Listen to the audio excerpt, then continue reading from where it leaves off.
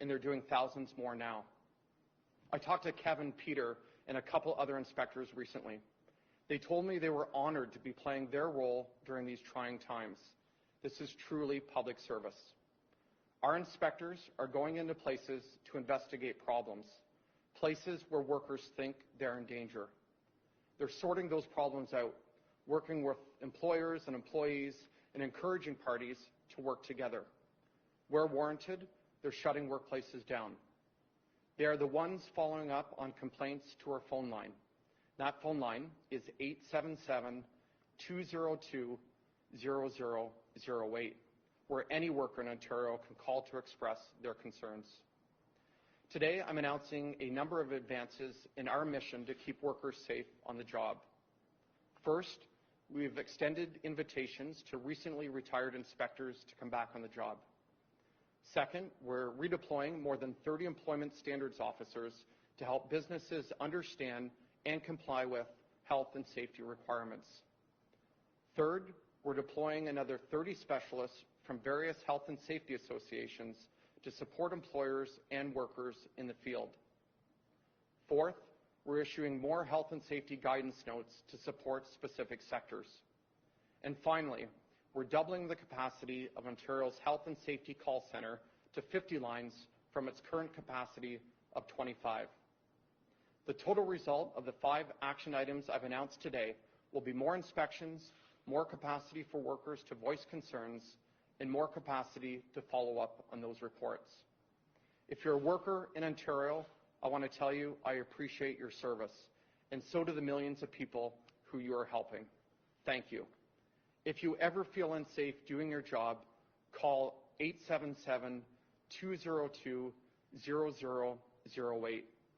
Our government is working day and night to support you. We will leave no stone unturned when it comes to keeping workers healthy and safe across the province. Thank you.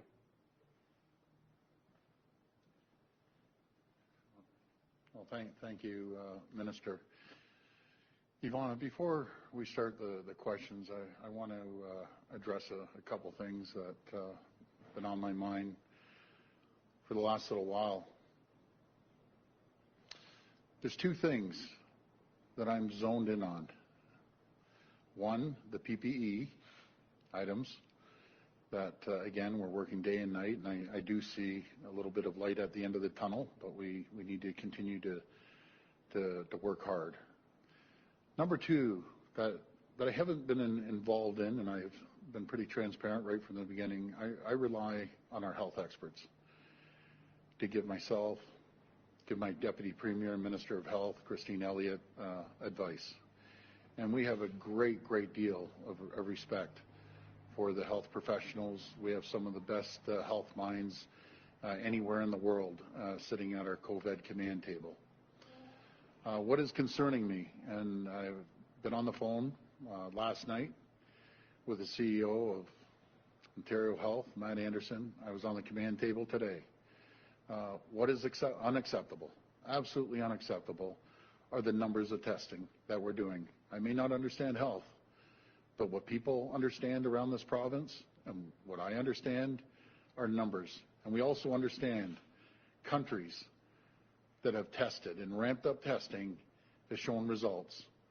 As I mentioned to our command table and to the CEO last night, my patients have run thin, and no more excuses. It's unacceptable. We have the capacity now. Before, I understand, we didn't have the reagent. We didn't have all the testing. We have the testing capabilities. We have the assessment centers capabilities. We have the reagent. We say we can do 13,000 a day. Then we need to start doing 13,000 every single day. I want to see every single long-term care facility tested, every patient. I want to see the healthcare workers tested at the long-term care, along with senior residents. I want to see every frontline healthcare worker in this province tested, along with the first responders, our police, our fire, our paramedics. We owe it to them, along with other people being tested. The days are done of these 2,000 and 3,000 a day being tested. And moving forward, we need to see 13,000 tests every single day. I have the confidence of our health team. I have the confidence of our leadership at the table. We have to make this happen, and we need to start doing it immediately, starting tomorrow. Thank you. Okay, we'll go to the phone line for questions. First question. First question comes from Colin DeMello from CTV News. Please go ahead. Hi, Premier. So a lot of the questions you're probably going to be getting today is about testing, and I just wanted to kick it off by asking you, so do you feel as though right now the command table, yourself, your health minister, do you guys have an accurate view of just how far COVID-19 is actually spread across Ontario? Well, I go back, Colin, and first of all, I want to tell you something. I have the best deputy premier and the best minister of health I could ever ask for. And Christine's just been working her back off all day and all night, and I'm just so grateful for her leadership and partnership with myself and the rest of our team. To get a full scale, it's common sense. The more people you test, the better the numbers are going to be. And again, it's unacceptable. There's no more excuses why we're testing 3,000 a day or a little over 3,000. We need to see 13,000 people tested every single day moving forward. Colin, it hurts me coming out here every day and seeing the incredible job my Deputy Premier and Minister of Health is doing, and constantly under fire. Well, those days are done. We're going to move forward on a rapid fashion to make sure every single person possible can get tested, and we need to start making sure that we test the frontline healthcare workers, test the long-term care as a priority, because that's where we're seeing it spread fastest. But that's the least thing we could do with the sacrifices these frontline men and women are doing for our province and for our country. We need to support them, and I'm giving you my word, the support is coming. Premier, I mean, we've known about COVID-19 since the middle of January in this province when we first had the first case, and testing has slowly ramped up since then. Why has it taken roughly 3 months for this to come to your attention? I mean, you've been taking this bull by the horns approach, but why is it taking you so long for this to come to your immediate attention and to your front burner personally? Well, again, I rely on our healthcare team, and make no mistake about it. We have an incredible health team. We have the brightest doctors, I say, in the world, and I'll stand by that day in and day out. If it wasn't enough assessment centers, and then we didn't have enough testing, and then we needed more reagent, they're done now. We have that. So we need to move on this, and we need to move immediately. And as I've always said, Colin, I've been very clear with the public. I've stayed out of the way of the healthcare professionals, and I'm going to continue staying out of the way. But when it comes to testing and the numbers, Colin, you understand numbers. The 14.5 million people in this province understand numbers, and we know one thing. When you increase testing, you're going to get better results on making sure we're measuring the people of Ontario, who has COVID, who doesn't, what areas we see the spikes in. So we're going to get a move on it, and thank you, Colin. Next question. Next question comes from Robert Benzie from the Toronto Star. Please go ahead. Hi, Premier. So to your point, if we've been getting around 3,000 tests done a day and we want to see 13,000 tests a day starting tomorrow, so 10,000 increase, what happens if these tests aren't done? Is there going to be some sort of retribution from the government on healthcare workers or doctors, or what's the punishment if they don't get the test? Well, Robert, I just don't believe in threatening. I just don't believe in it. We're asking for their help. I'm saying I want. The people want, and it's up to them to execute it, and they will. They'll get the job done, and again, it's unacceptable. I'm first to admit it, and we're relying on our health expertise and experts around that table. They understand health better than any of us. And I just want them to make sure that we increase the testing. I've made myself loud and clear to the table. I made myself loud and clear to the CEO of Ontario Health, and we're going to get it done. I'm going to be on this like a dog on a bone right now. because we have to. We have to, for the sake of our frontline healthcare workers, to protect them, give them a little bit of ease of mind that they know they've been tested. And I understand after being tested, being in that position, you can go out after being tested and 2 days later still get COVID-19. But it's better being tested than not being tested. And we need to start testing everyone possible. After our frontline healthcare workers and first responders, we need to start testing everyone. Simultaneously, as we're testing the frontline healthcare workers, we need to continue testing people. And we have the assessment sites ready. We have the testing capabilities right now. And we have the reagent. So there's no more excuses. We need to get it done, bottom line. And on a related subject, I know you said that the other thing that's been concerning you is the personal protective equipment case. The Prime Minister says that 500,000 of those 3M masks are arriving in Canada. Is Ontario going to get 40%? Its share by population of those masks? Well, I'm really hoping so. My last call was about 11:40 p.m. last night with the Deputy Prime Minister. Deputy Prime Minister is doing an incredible job. So is the Prime Minister. But we need our 40%. We're 40% of the population. That's what we need. But we're there to support and work collaboratively with the federal government. But we can't just rely on the federal government. We're out there sourcing all around the world, and we have a lot of hooks in the water right now, all over the place. And we're confident. I'm a lot more confident now, today, and yesterday than I was a couple days ago. Again, we're seeing some light at the end of the tunnel, but that doesn't mean to sit back on our laurels. We have a team out there reaching out and making sure that we contact as many people as possible. There's thousands of people offering, and you have to decipher. Some are real, some aren't real too.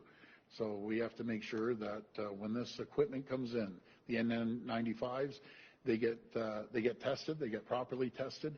We send them over to UHN to get tested as well, Health Canada, and SGS to make sure they're certified in their real N95 masks. There's a lot of fraud going on out there around the world, and we have to make sure that when we purchase these items and this protective equipment, it's real. I have another great story about the gowns, surgical gowns. So there's a few companies out there that are ramping up to do the surgical gowns. So everything's ramping up and coming together now on the PPE side of things. But the PPE is one thing, but being tested is another. And we have to focus on making sure, as we're working on PPE items, that simultaneously we're doing testing. Next question. Next question comes from Cynthia Mulligan from City News. Please go ahead. Hi, Premier. Hi, Cynthia. Not only have we had so few tests done in this province, we're also the lowest per capita of any province in this country. You've been asked about this many times by myself and other reporters over the last few days and weeks. Where has the failing been? Why has Ontario had the lowest rate in the country? What has the failure been? Well, what the barrier was prior was the reagent. Again, Cynthia, I'm not going to look in the past. We're going to learn from the past mistakes, and we're going to move forward. And I know moving forward, that testing is going to be ramped up. Again, no more excuses. It's unacceptable. I agree with you 100%. I could give you every excuse under the book why it wasn't happening, be it the testing capabilities or the assessment centers or not having enough reagent. I'm done with that. I'm done. We have everything in place. No more excuses. And as you can see, I'm a little frustrated. And I'm not frustrated per se with the people, because we have great people. And I want to emphasize that to the public. We have a great health team, but we have to get moving on this immediately. But Premier, to follow up on that, every province had the same challenge of getting reagents and setting up assessment clinics. We're the ones who have come out on the bottom there. How is that possible? Well, I've been following the advice from our chief medical officer. I've been taking that. I think he's been doing a great job, but we need to increase testing. Again, I could run through a million excuses. Why? I don't believe in excuses. Let's come up with solutions, not excuses, but solutions. And what are we going to do moving forward? Well, we're going to make sure more people are being tested, and I'm confident when we come in here day after day, we're going to see results, and we're going to make sure we see results. Next question. Next question comes from Travis Zenrush of Global News. Please go ahead. Hey there, Premier. Hi, first question is on the testing, as you would expect. So when you spoke to the I'm sorry, Travis, could you repeat that first part again? Yeah, it's on testing. Can you hear me? Yeah. Right, okay. So when you spoke to the command table, what was their reaction? And did they say, you said that you want 13,000 tests starting tomorrow. You want every single frontline healthcare worker tested and every single long-term care worker tested. Did they say, yes, Premier, this is going to be feasible starting this week? And just tell us a little bit more about how that conversation went and what they said to you in response to your concerns. Well, what I heard was, yes, we're going to get it done. And we have a relatively new CEO at Ontario Health, which I have a great deal of respect for. He's a very, very bright individual, and he gets frustrated at times too, like all of us. You know something?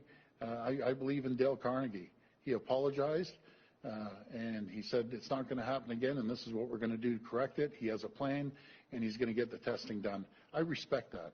I respect that someone realizes it hasn't gone down the right road, and we're going to make it happen. Again, we could sit here when we talk about a government the size of Ontario and give you every reason.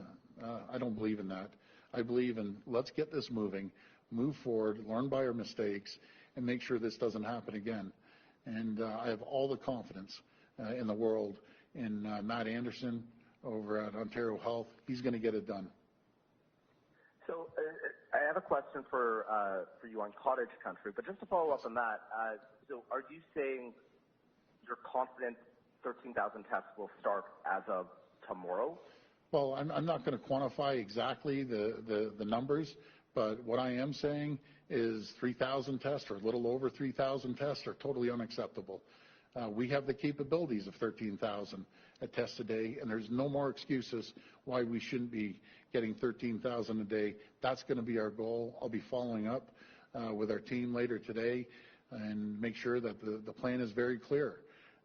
Start testing the front-line folks at long-term care, test the residents, and test the seniors and seniors' homes, and make sure we test all front-line healthcare workers. And along with making sure we test our police officers, our firefighters, our paramedics. And it's critical we take care of these people. Simultaneously, we have to continue testing the public as well. It's all hands on deck right now. And test, and don't stop testing. So let's see over the next few days. I'll be here every day moving forward, and let's take a look at the numbers. I'm confident that we're going to go in the right direction. On your second question about cottage country, I just had a message from Norm Miller, representative up in the Muskoka area, specifically Huntsville, Bracebridge, along with many, many mayors and many, many wardens I've talked to. They're begging us to get the message out. Please, this long weekend, do not go to your cottage. We can't stress it enough. And you know, there's no one, Travis, that loves the cottage more than I do, but I'm not going to my cottage.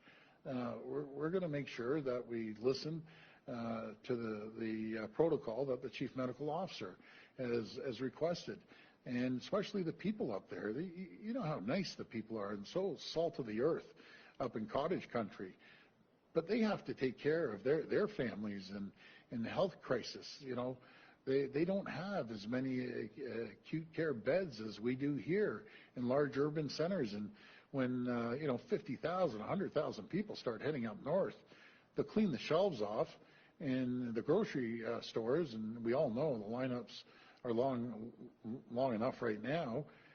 We don't want to put that burden on people up in the cottage country. So please, just stay at home. Next question. Next question comes from Allison Jones of the Canadian Press. Please go ahead. Hi, Premier. Still on testing. You've said that, at first the issue was that there weren't enough assessment centers, then we had to ramp up lab capacity, and there wasn't enough reagent. Yep. What's your understanding, based on the discussions you've had with the people in the health system, of what the issue still was? Because those problems have been solved, is Yep. my understanding, for a little while now. What is your understanding of why we were still having this issue of such a large testing gap? Well, just really over the last probably 4 or 5 days, we're able to restock the reagent. But again, Allison, we could sit here and I could give you a list all day long what I hear from our team, but we have to move forward. We have to move forward and learn from our mistakes in the past. And again, I rely, and I'll continue to rely on our experts on the health table. But I understand, and Allison, you understand, and every Ontarian understands. They understand numbers. They understand when they read in the newspaper that South Korea, slowed the spread and flattened the curve by doing one thing. I'm sure many things, but one thing stood out to all of us. They tested and they tested and they tested. Same with Germany. They tested and tested and tested. Well, we're going to continue testing, but we're going to ramp it up and we're going to surge the system. And you said that in addition to testing long-term care residents and as many frontline workers as possible, you want to ramp up testing as well for ordinary citizens. Yes. Do you know how that's going to be accomplished? Are we going to be expanding the criteria? Well, again, I think I should pass this over to my Minister of Health.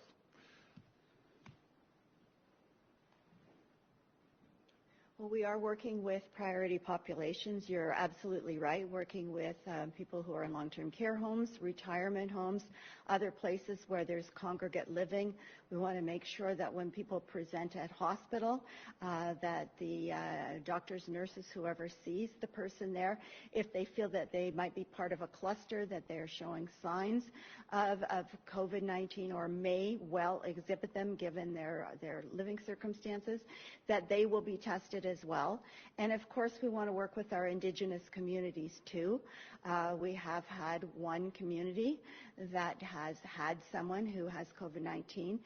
So we are working with the federal government to make sure that they receive the necessary supplies that they need, because in small communities, in some of the remote communities there, we know that they need special precautions, and we need to do more testing there, as well as with our first responders. So there's a number of groups of people that we have identified that do need to be tested. Though we are, as the Premier said, we're significantly ramping up the testing. We do have a plan, and the plan will be released to you in detail very shortly, but there is a plan that we are in the process of implementing right now. Next question. Next question comes from Mike Crawley from CBC News. Please go ahead. Hi, Premier and Minister. I'm wondering I'm wondering why the criteria for people being tested at the assessment centers has not been broadened more quickly. We're hearing loads of stories of people who are being turned away from the assessment centers or being discouraged from going for testing, even though they have symptoms. So I guess what I'm asking, although you're focusing on the priority cases, what are you going to do to ramp up to that full capacity in the way of giving some sort of direction to the health sector that just people who have symptoms and who haven't traveled, maybe they ought to be tested? Well, again, Mike, there's no excuse. We're going to do this simultaneously. They have a plan. They're moving forward on the plan, and I'll pass this over to Minister of Health.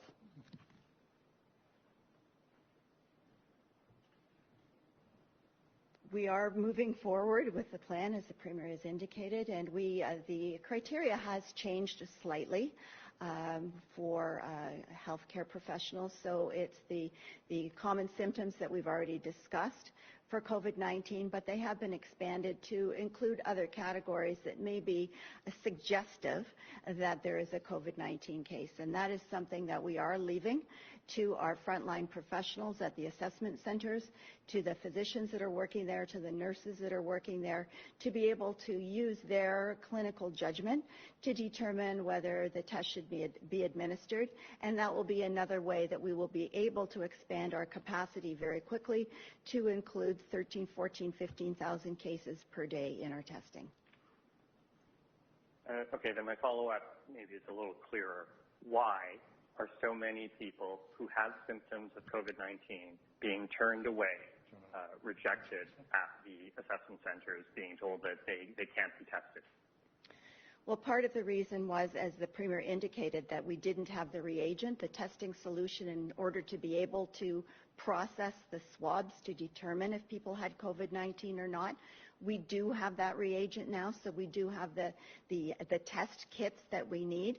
So now we are able to ramp up our testing. We are able to expand the assessment of people that will be tested, and we are going to implement that plan right away because we know that testing is so important as it was in South Korea and other places. We need to get our numbers up, and we're in the process of doing that right now. Next question. Next question comes from Haley Cooper from News Talk 1010. Please go ahead. Hi, Premier. Does Ontario have enough kits to conduct the level of testing that you're describing, or will the province find itself in a tough spot running low on tests in a couple of weeks? How long can the province actually sustain 13,000 tests a day? Well, we're going to continue testing that amount. I've been told that we have enough reagent and test kits to continue on testing at a rate of 13,000. And keep in mind, as every day passes, we're getting more reagent, we're getting more test approved from Health Canada. I've been talking about the Spartan test that we can get results in an hour. I know Health Canada asked Spartan to clarify a few items, which they're doing, so hopefully we'll have that. That alone, we have over 900,000 test kits.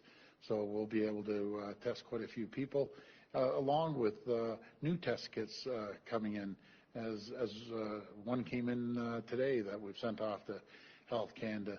So I understand there's enough supply out there for the kits and reagent. I had that conversation last night with the Deputy Prime Minister. She said, Doug, anything you need to increase the testing, we're there for you. And I just want to thank her again for all her support and the great job that they're doing at the federal level. And my follow-up question, the gap in testing, was it a lack of resources to actually do the testing, or was Ontario Health stockpiling tests for upcoming waves?